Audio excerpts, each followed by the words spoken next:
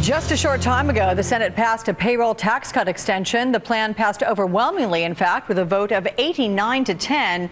That extension is set to expire in just 2 months on Groundhog Day, ironically enough. You know what we're viewing here?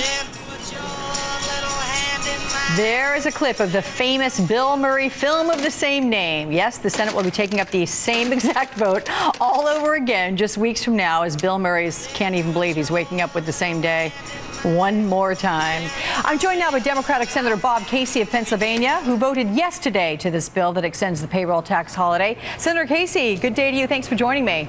Thanks, Alex. I'm going to ask you the very same question I've asked some other lawmakers today. I'm looking for the most nonpartisan answer you can give me.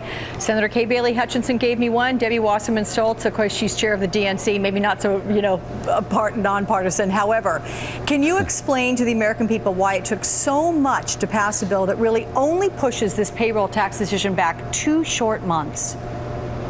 Well, Alex, I'm as frustrated as anyone else when you have people in Washington blocking the extension of the payroll tax cut that we put in place last year, that put $1,000 in the pockets of the average working family take-home pay, and we're blocking an extension of unemployment insurance when we know people need it and we know that it has a jump-starting effect on the economy. So we've got to keep at this, keep working at it. I'm going to be introducing a payroll tax cut bill again. This will be my third version of this. We're going to keep working at it. We've got to extend this for the whole year because it'll do great harm to the economy if politicians in Washington keep blocking it. And with this third extension that you're going to write and I'll be the author of and propose, I mean, how long do you think you might be able to buy with that one?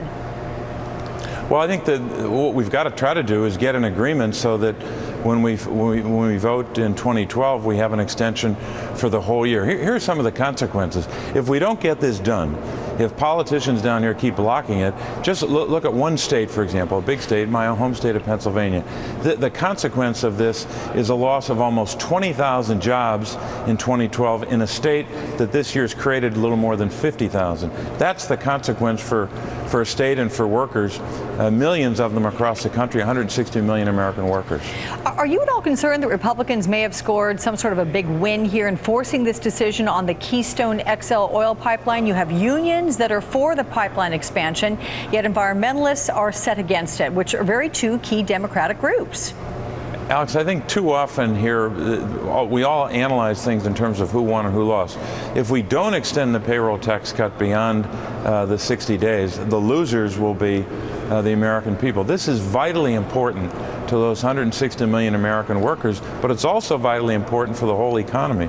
So I'd rather focus on how we can get this done rather than kind of the win-loss calculation here in Washington. All right, what about this article in Business Week yesterday, which suggested you were willing to back down from calling for a tax on Americans with million-dollar incomes to avoid a decision on that oil pipeline? Where do you stand this morning on the millionaire surtax?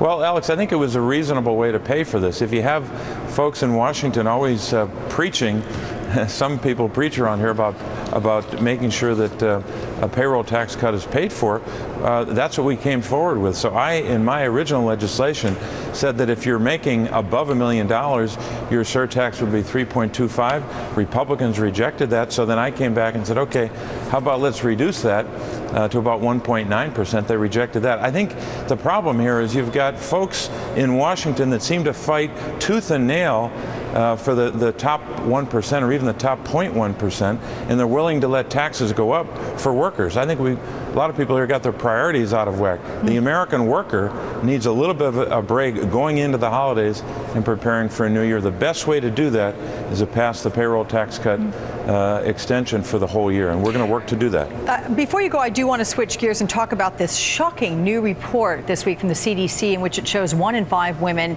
are sexually assaulted in their lifetime. That is 1.3 million per year. I know that you have been pushing hard to get this Violence Against Women Act extended.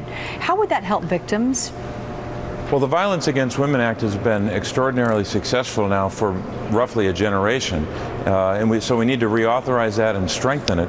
But I think, Alex, in the end, this isn't an issue that's going to be solved by legislation necessarily. I have an act that focuses on what happens on college campuses to force colleges to do more. But in the end, this is about whether or not men are going to take responsibility, to talk to kids in high schools about how horrific this is, and to say very clearly to young men, if you prey upon a woman and you abuse her, you commit an act of sexual violence, you're a coward, and we're going to come down on you, we're going to prosecute you and put you in jail. That's what men have to do, to make it unacceptable to do that to a woman. And this is at the fault of men. So it's up to men to make sure that we take responsibility and tell young men that they can't do this and call themselves a real man. You're a coward if you do this, and we've got to send a very clear message about that. Democratic Senator from Pennsylvania, many thanks, Bob Casey. Happy holidays to you. Thanks, Alex.